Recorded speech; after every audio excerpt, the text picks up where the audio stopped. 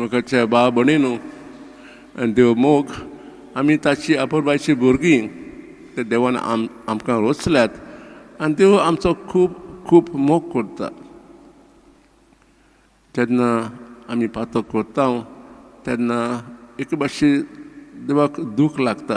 पूण जेन्ना आमी पातक आमची सुखारून देवाचें भोगसणें मागता तेन्ना तो आमची पातकां भोगशिता. कित्याक भोगसणें एक जावन आसा एक देवाचो खास गूण खाशेलपण.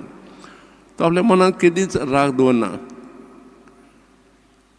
पयले वाचपान आमी आयकलां 2 मनशांची खबर. पयलो मनीस पातकी जिवीत जियेतालो तेन्ना ताच्या जिविताक कसलो उजवाड पडलो आनी तो निर्णय घेता हें पातकी जिवीत सोडून आनी नवें जिवीत सारूंक.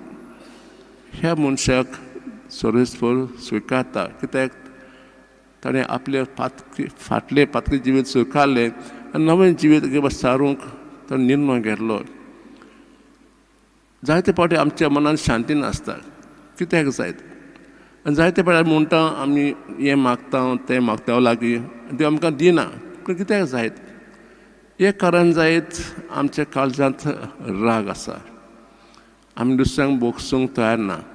जेजू म्हणटा आज शुभवर्तमानांत जर तुमी मिसा बीट वांटो घेवंक आयल्यात आनी तुमच्या काळजांत कसो तरी कोणाचो राग आसा ती सगळी भेटून हांगा दवर पूण घरा वच पयलो आतां एक शांती कर. बाबणीनो आज आमी खास देवाच्या पावलाचेर चलोवया. जेजू सगळ्यांचे पातकां भोगशिल्लीं आनी एके भाशेन ताच्या जिवितांत शांती हाडली.